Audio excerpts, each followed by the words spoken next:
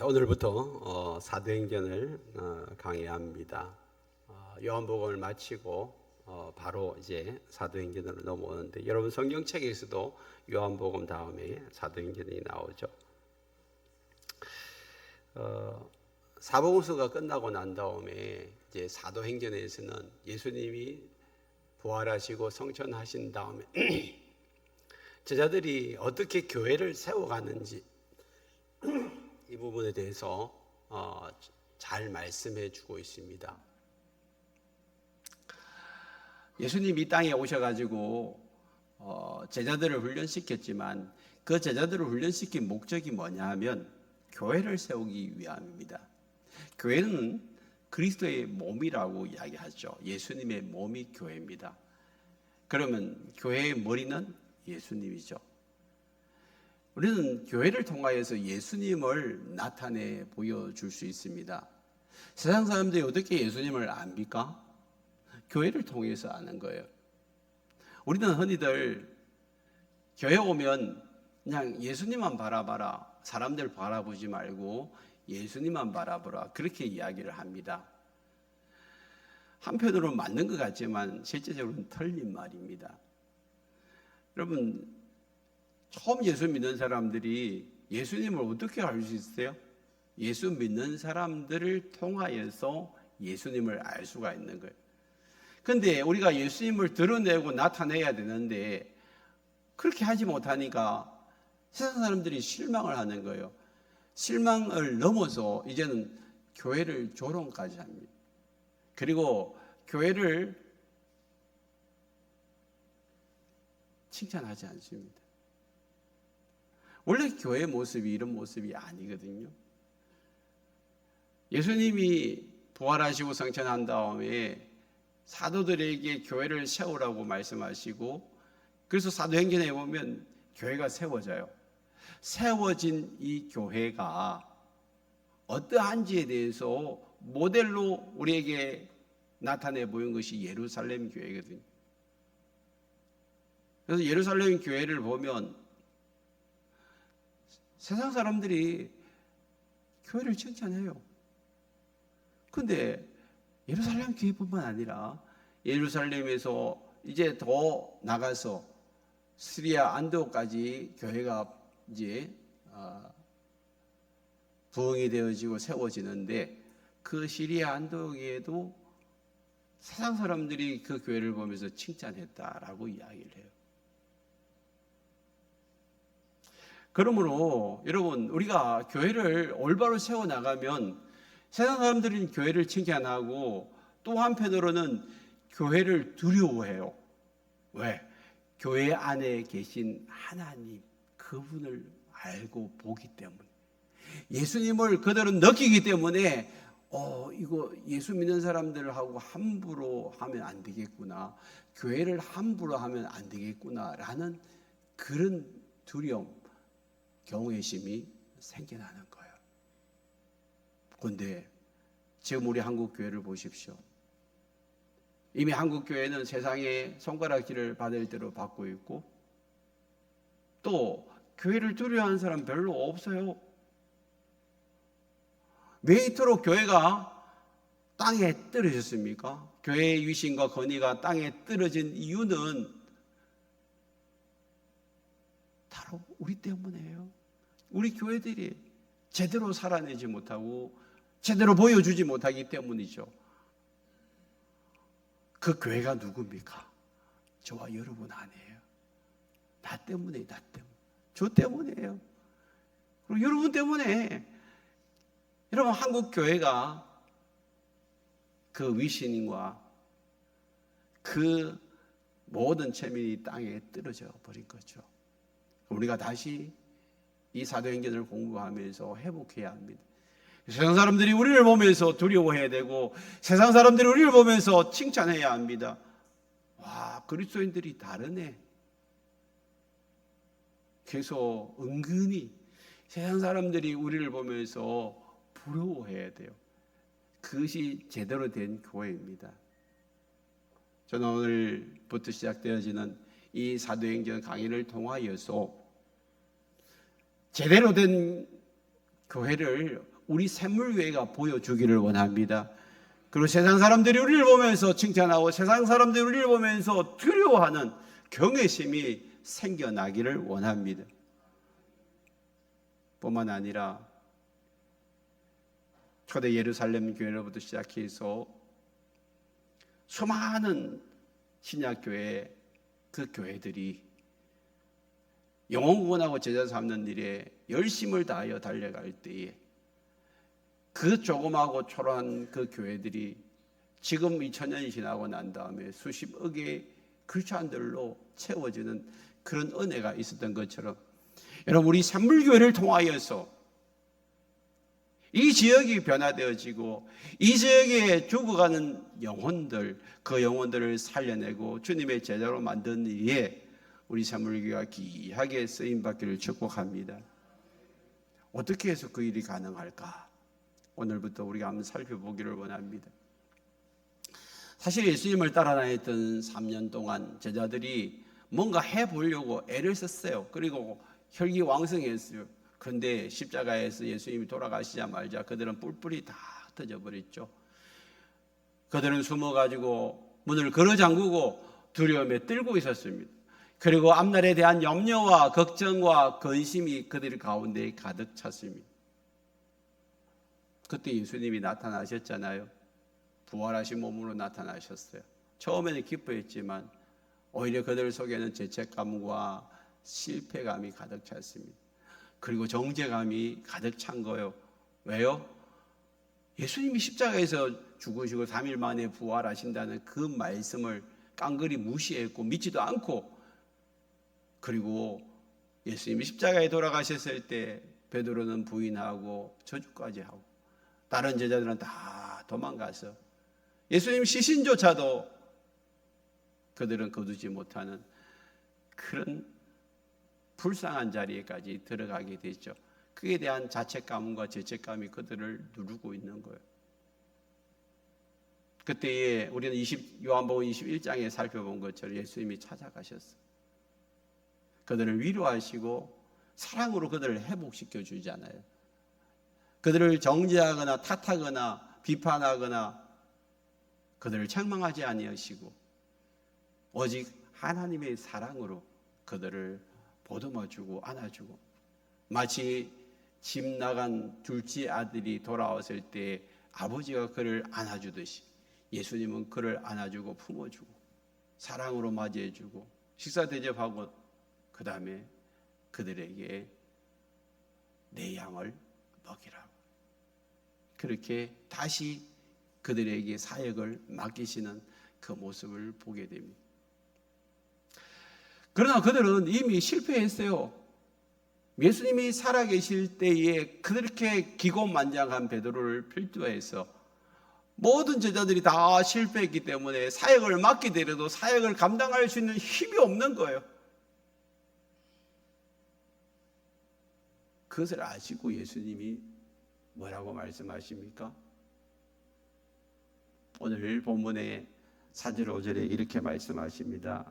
사도와 함께 모이사 그들에게 분부하여 이르시되 예루살렘 떠나지 말고 내게서 들은 바 아버지께서 약속하신 것을 기다리라. 요한은 물로 세례를 베풀었으나 너희는 맨날이 못되어 성령으로 세례를 받으리라 하셨는데, 여기 약속하신 것이 성령으로 세례 받는 거거든요. 맨날이 못되어서 며칠 안 돼가지고 내가 너희들에게 성령으로 세례를 주겠다고 말씀하고 있습니다.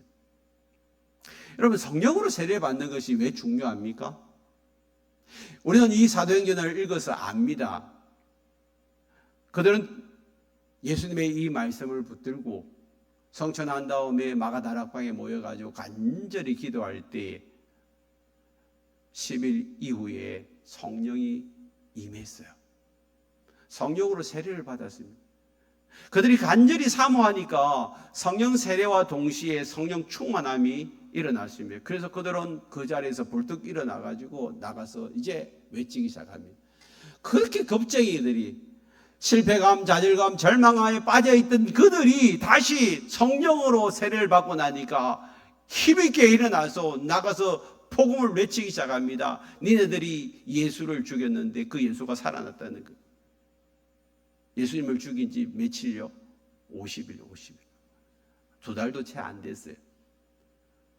그러니까 그 주변에 예수님 십자가에 못 박아라고 소리 지르던 그 사람들이 쫙 깔려 있는 거예요. 온 군중들이 예수 십자가에 못 박아라고 소리치던 그들이 이제 부활한 예수님을 보고 성령 충만함을 받은 이 제자들이 나가서 외치기 시작하니까 겁이 나는 거예요.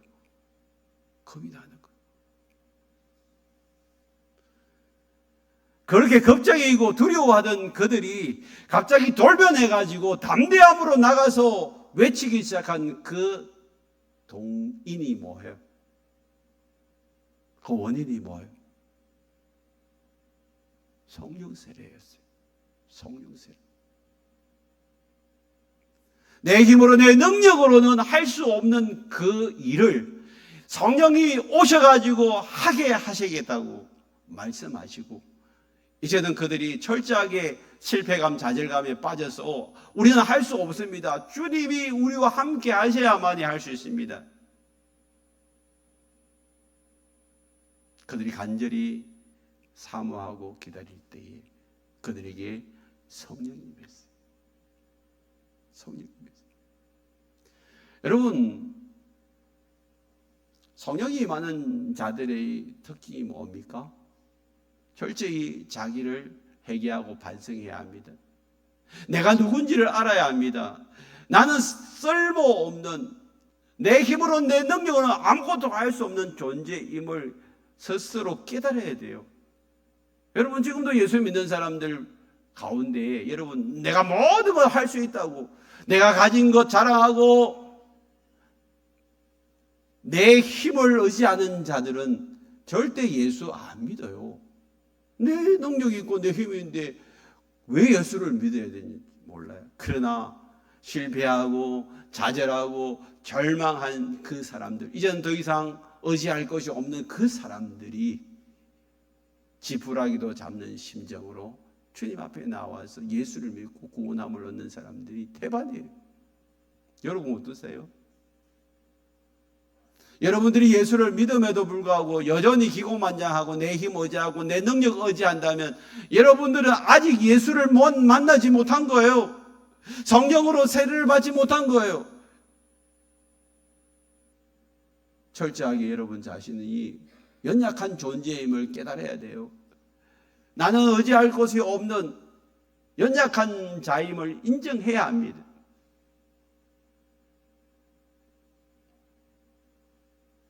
예수님의 제자들이 그런 실패감 속에 있을 때 비로소 예수님이 이제 너희네들이 어떤 상태인지 알았으니까 걱정하지 마라.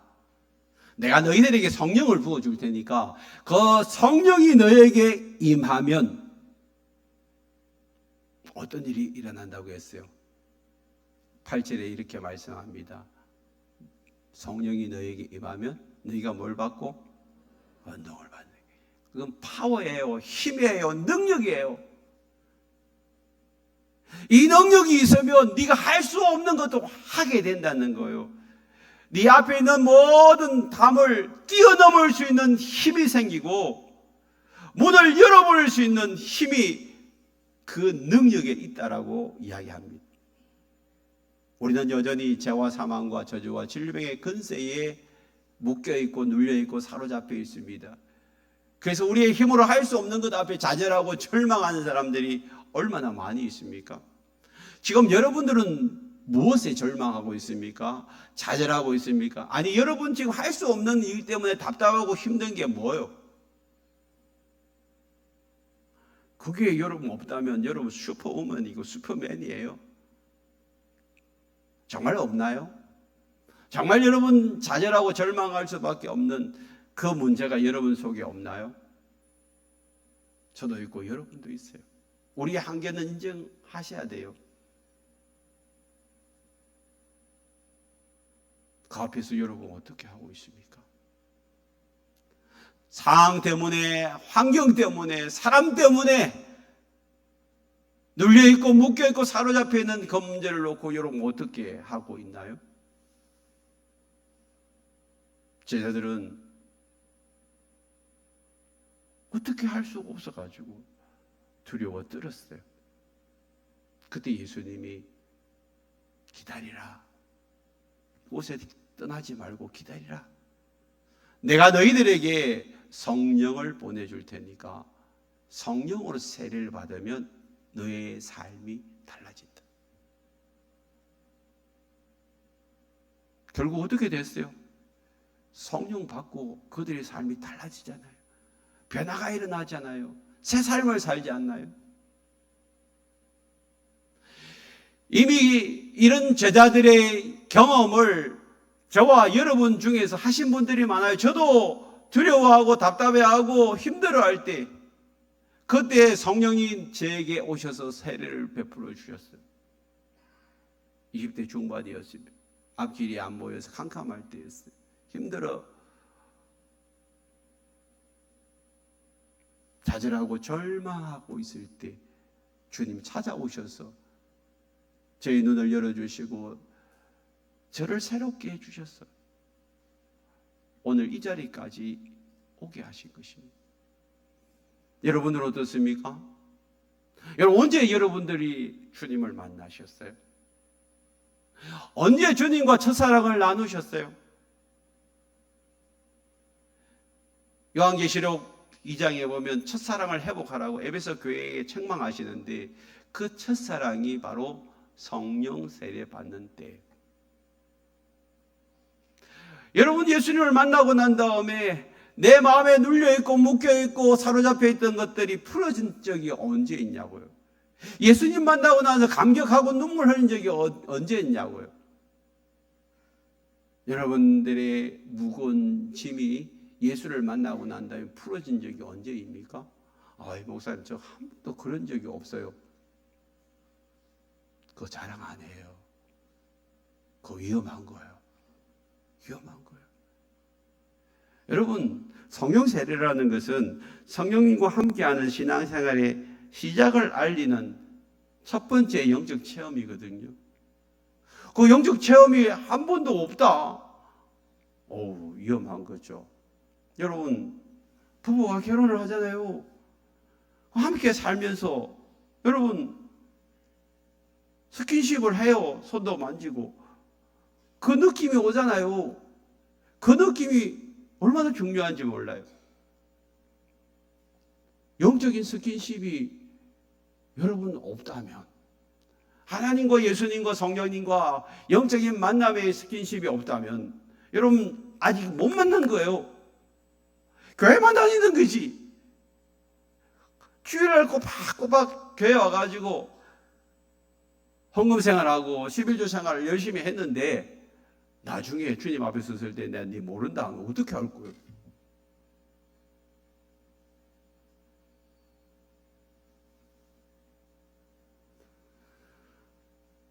정말 여러분들이 살아계신 예수님을 만났다면, 성령님을 여러분 마음속에 모시고 있다면 밤에 잠을 못 자고 끙끙거리는 삶이 1년, 2년, 3년, 아니 5년, 10년 계속될 수가 없어요.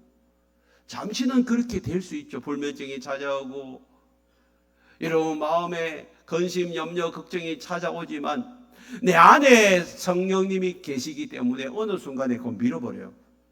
그래서 내가 어떤 질병에 걸리고 어떤 상황이 어려워져도 그것 때문에 눌려가지고 막 두려움과 염려와 걱정과 근심에 사로잡히지 않는다니까요. 왜? 내 안에 계신 성령님이 그걸 밀어낼 수 있는 힘을 주시기 때문에.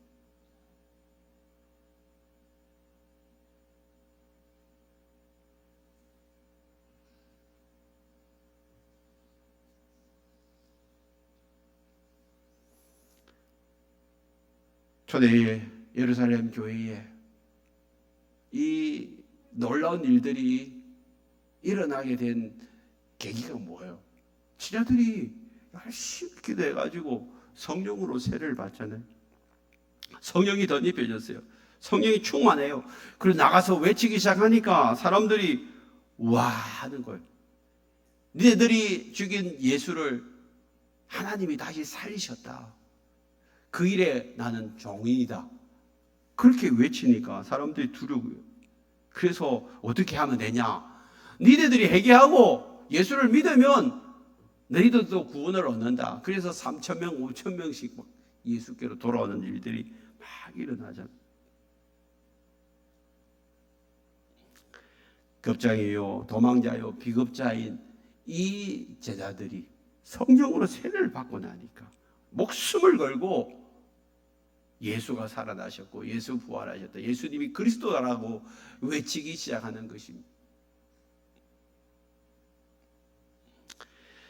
오늘 지금 저와 여러분 가운데 교회는 다니지만 아직도 내 마음에 구원의 확신이 없고 예수님을 경험한 적이 없다면, 여전히 두려움과 염려와 걱정과 근심에 사로잡혀 살고 있다면 오늘 필요한 것은 성령으로 세례받는 것입니다.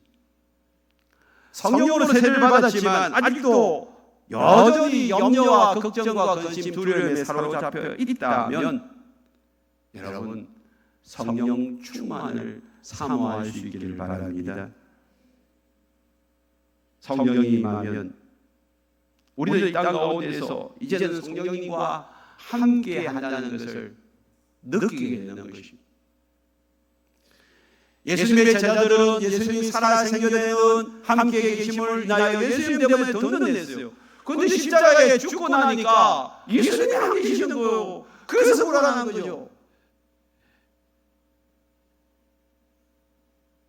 그들 안에 예수님이 계신 것이 아니라 그들 밖에 예수님이 계셨어요. 눈에 보이는 예수님을 믿고 있었어요. 그러니까 예수님이 안 보이니까 불안한 거예요. 마치 아이들이 부모가 안 보이면 불안하듯이. 그런데 예수님이 뭐라고 말씀하십니까? 내가 너희들에게 성령을 보내줄 텐데 그 성령님은 너희 안에 계실 거라고, 너희 속에 계실 것이라고 말씀하세요. 그래서 예수님이 기다리라, 내가 그 성령을 보낼 테니까 성령을 받고 이제는 성령님과 동행하는 삶을 살아라고 말씀하십니다. 그 제자들이 성천하시고 난 다음에 마가다라방에 모여서 간절히 기도하면서 우리 안에 성령이 오시도록 간절하게 기도한 거예요. 여러분, 구약의 성도들은 그 심령 안에, 영 안에 여러분 성령이 오시는 것은 제한적이었습니다. 그러나 신약 시대에는 만민에게 성령을 부어주시겠다고 말씀하시는데, 성령이 오시고 나면 여러분 안에 성령이 임하시는 줄 믿습니다. 로마서 8장 9절에 이렇게 말씀하십니다. 만일 너희 속에 하나님의 영이 거하시면 너희가 육신에 있지 아니하고 영에 있나니, 누구든지 그리스도의 영이 없으면 그리스도의 사람이 아니라. 그리스도의 영이 누구예요? 성령이에요. 성령님. 성령님이 내 안에 오시지 않으면 그 사람은 그리스도의 사람이 아니랬어요. 여러분 안에 성령이 오셨습니까? 여러분 안에 성령이 오셨음을 확인하는 놀라운 사건이 바로 성령 세례예요. 예수를 믿는데도 불구하고 내 안에 성령이 오셨는지 안 오셨는지 잘 모르겠다, 그 사람은 성령 세례를 받은 것이 아니에요. 아니에요. 결혼하고 난 다음에 옆에 아내가 있는지 없는지 모르는 사람은 결혼 안 한 사람이지. 내 안에 예수님이 오시고 성령님이 오셨다는 그걸 잘 모르겠다라고 생각하는 사람은 안 온 거예요. 그럼 뭐 해야 되죠? 성령 세례 받기를 간절히 사모하십시오. 여러분들이 사모하면 마음을 여는 거예요. 대문을 활짝 열고 오라는 거하고 똑같은 거예요. 우리 집에 아무나 들어오라고 하는 것처럼 예수님에게 마음을 활짝 여세요. 그리고 예수님 저에게 오십시오. 하나님의 영을 부어주십시오. 그렇게 기도하세요. 그러면 맨날이 못 되어서 여러분 안에 성령으로 세례받게 될 줄 믿습니다. 저도 잘 몰랐어요. 그래서 진짜 내가 내 안에 계신 성령님 그걸 확인하고 싶었어요. 그래서 한 달을 작정해가지고 하나님 앞에 나아가서 기도하면서 몇 알렸어요. 그러니까 11일째 새벽에 제게 오셔서 말씀해 주시더니까 생전 처음으로 예수님이 저에게 말씀하시는 기로 들었어요. 영의 기로. 그때가 성령 세례를 받는 거예요. 그러고 난 다음에 정말 내 안에 염려, 걱정, 근심, 두려움이 다 사라져버리고 세상을 바라보는 눈이 달라지기 시작하는 거예요. 야, 진짜 하나님이 계시네? 그리고 난 다음에 매일매일 찬송을 하고 기도하고 예배할 때마다 눈물이 왜 그리 쏟아지는지. 요즘도 우리 교회에 오시는 분들 예배 드리고 난 다음에 나갈 때 눈에서 눈물이 가득 차 있는 분들이 많아요. 왜 그렇게 좋은지. 찬송을 해도 좋고 예배를, 그래서 말씀을 암송하고 기도하고 예배하고 이게 너희가 너무 즐겁고 행복한 거예요. 성령 세례를 받고 나니까. 아, 하나님 살아계시네?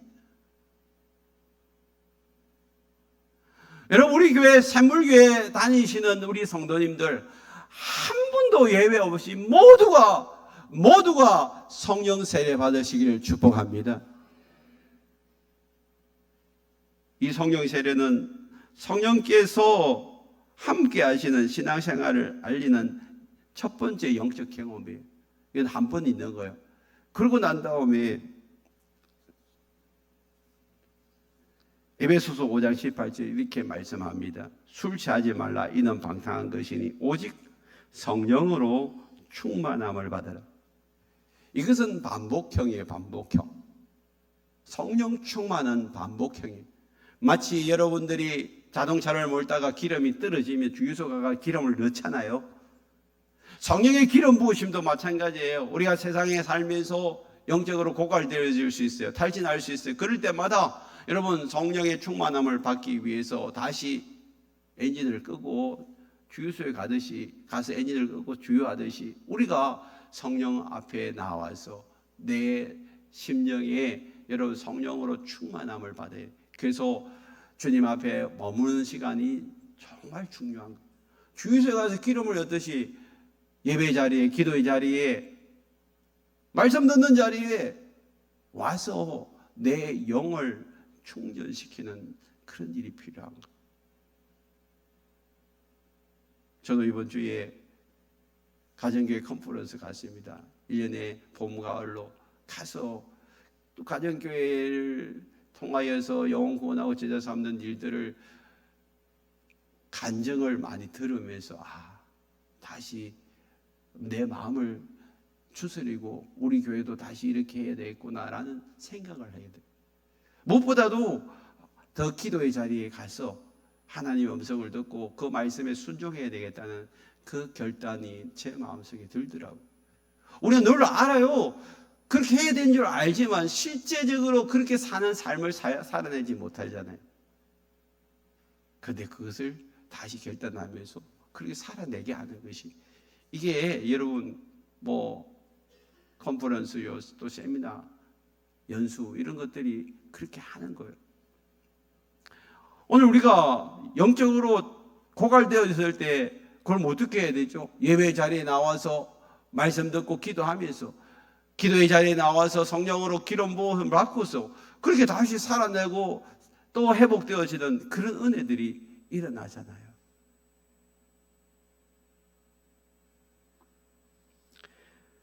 술 취하지 말라. 이런 방탕한 것이니 오직 성령의 충만함을 받으라. 여전히 우리 안에 남아있는 염려, 걱정, 근심, 두려움 이런 것들이 내 믿음이 약해질 때마다 불쑥불쑥 올라오는 거예요. 옛 습관들이 불쑥불쑥 올라오는 거예요. 그럴 때 여러분 어떻게 해야 됩니까? 성령의 소욕으로 그걸 밀어내야죠. 성령 충만함을 밀어내야 되죠. 그래서 주님 오실 때까지는 우리 영적 싸움이 계속되어지는 것입니다. 내가 한번 성령을 체험했다고 해서 그것이 끝이 아니라 여전히 우리 안에 하나님의 말씀대로 순종하지 못하도록 방해하는 것들이 우리 안에서 계속해서 올라옵니다. 오죽했으면 사도 바울도 로마서 7장에서 오라 나는 공고한 사람이라다 네 사망의 몸에서 나를 건져낼 자가 없냐고. 육신의 소욕이 올라오니까, 영적으로 싸우니까. 여러분, 우리가 이 땅을 살아가면서 가만히 생각해 보세요. 내 마음대로, 내 생각대로 사는 것이 쉬울까요? 말씀대로 사는 것이 쉬울까요? 여러분들이 생각해 보세요. 여러분 가정을 깨끗하고 단정하게 말끔하게 치우고 사는 것이 쉬울까요? 아니면 그냥 내 마음대로 어지러 놓고 사는 게 쉬울까요? 어지러 놓고 사는 게 쉬워요. 그냥 집에 들어가가지고 아무 정리정돈 안 하고 그냥 몸만 들어가서 자고 나오고 뭐 이렇게 밥하고 난 다음에 설거지 안 하고 그냥 다 던져놓고 쓰레기가 있으면 쓰레기장에 안 치우고 그냥 쌓아놓고 그러면 편하잖아요. 그런데 결국에는 뭐가 되죠? 집안이 엉망진창이 되는 거예요. 날마다 청소하고 닦아내고 씻고 이게 힘들어요. 그렇지만 그렇게 하고 나면 집안이 깨끗하고 정리정돈이 돼가지고 살만 나는 거잖아요. 그렇게 사는 것이 행복한 삶 아니에요? 영적으로도 마찬가지입니다. 내 하고 싶은 대로 내버려 달라는 거요. 내 욕망대로 살고 싶은 거요. 정리정돈은 필요 없다는 거예요. 정리정돈은 뭐예요? 교회 와가지고 말씀 듣고 결단하고 치울 건 치우고 던져버릴 건 던져버리고 정리할 건 정리하고 이게 영적인 청소거든. 하기 싫다는 거예요. 복잡하다는 거예요. 내버려 둘라는 거야. 내 하고 싶은 대로 하고. 그게 바로 집안에 들어가 청소 안 하는 거하고 똑같은 거예요. 먹고 싶을 때 먹고 자고 싶을 때 자고 쓰레기는 그대로 내버려 두고 엉망진창이 되는 것처럼 여러분 영적인 상태도 엉망진창이 되는 거예요. 그러고 나면 어떻게 되죠? 어느 순간에 바퀴벌레가 와요. 모기가 날라와요. 냄새가 나기 시작해요. 더러운 것들이 계속해서 부패되기 시작해요.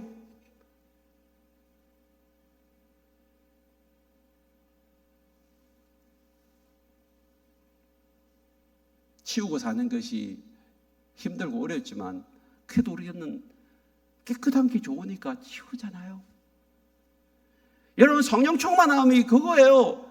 막 그냥 카타르시스에 들어가지고 막 그냥 정신이 없는 그게 아니고 내 영적인 상태를 청소하는 게 성령 충만함이란 말이에요.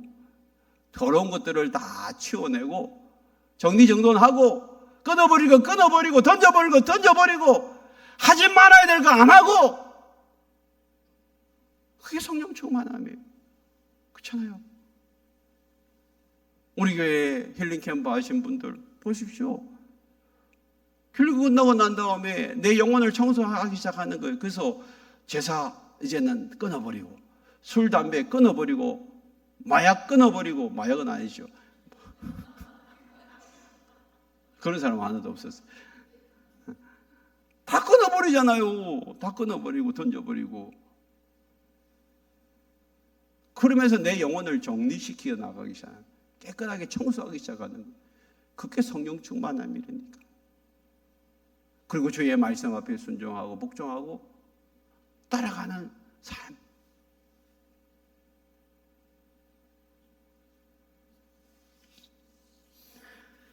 그런 자들에게 어떤 일들이 일어납니까? 요한복음 7장 38절에 보면 나를 믿는 자는 성경의 이름과 같이 그 배에서 생수의 강이 흘러나온대요.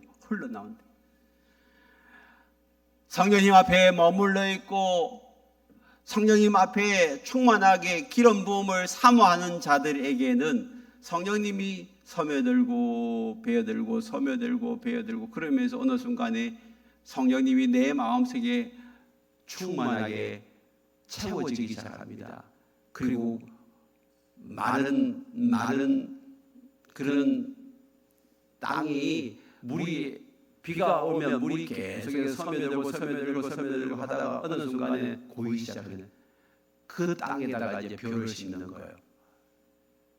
그럼 이삭이 나고 이제 배가 자라듯이 여러분 내 안에 스며들고 그 스며든 그 물이 계속해서 고이면요, 내가 그 가운데서 이삭이 자라나지 내 속에서 영적인 것이 자라날 뿐만 아니라 그 물이 이제는 흘러가기 시작하는 거예요. 흘러가기 시작. 그래서 나를 통하여서 이제는 묶여있고 눌려있고 사로잡혀 있는 것들이 자들이 풀어지기 시작합니다.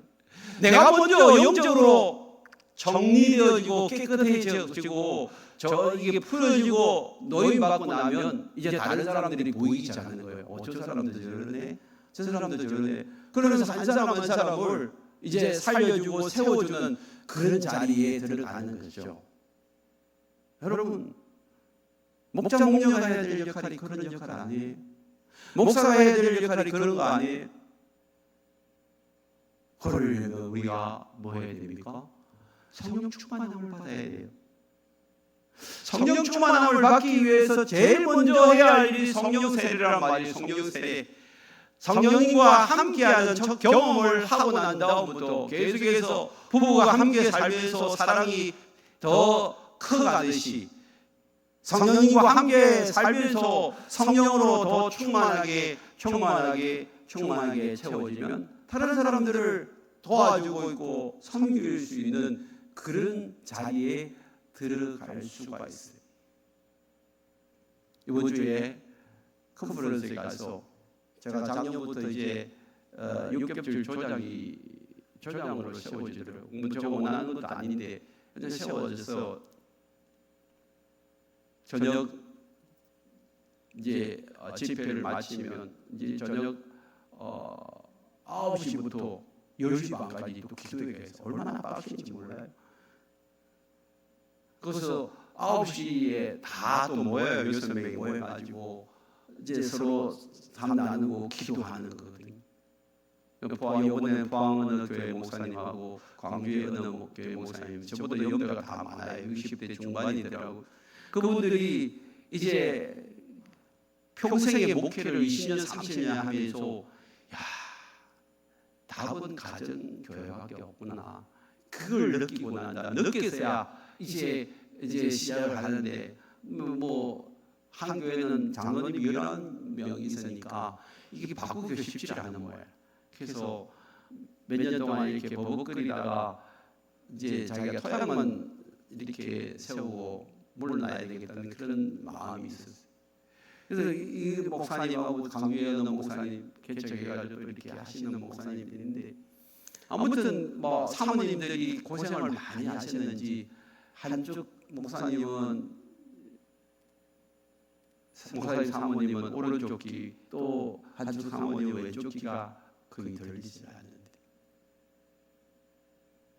이렇게 신장 수술할 유증도 있고 너무 마음이 아파요.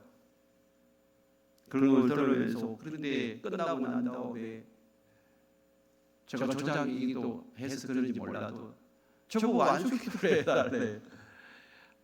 그래서 그 목사님 두 분 사모님을 앉혀놓고 훨씬 간절하게 제가 기도를 해드렸어요. 우리 안에 성령님이 함께 하신다는 것이 보여지고 느껴진다면 다른 사람들이 자기를 위해서 좀 기도해달라고, 자기를 좀 도와달라고 그렇게 소리치지 않겠어요? 오늘 저와 여러분들의 삶을 보십시오. 여러분들이 죄와 사망과 저주와 질병의 근세에 묶여가지고 여러분 하나 신앙생활하기가 힘들고 겨우 그냥 버텨나가는 그 수준에 있는 사람들에게 여러분 성령의 생수강이 흘러가겠습니까? 우리는 어서 속히 성령님과 하나 되는 그 연합의 은혜를 우리가 누리고 이제 그 연합에서 나타나는 하나님의 성령의 셈이 여러분을 통하여서 다른 사람들에게 목장목련 목원들에게 흘러보내야 돼요. 그리고 목원들 가운데 묶여있고 눌려있고 사로잡혀 있는 자들을 예수 만나도록 예수님 만나도록 초청하고 인도하고, 그래서 예수 영접 모임에 들어오게 만들고 생명의 삶을 하게 만들고 세례 받게 만들고, 그건 여러분 삶을 통하여서 보여주는 거예요. 드러내는 거예요. 그들로 하여금 살아계신 하나님과의 연합을 이끌어내는 일에 우리가 쓰임 받는 자를 돼야지. 그게 성령 세례 받은 사람이요 성령 충만한 사람의 모습들이에요.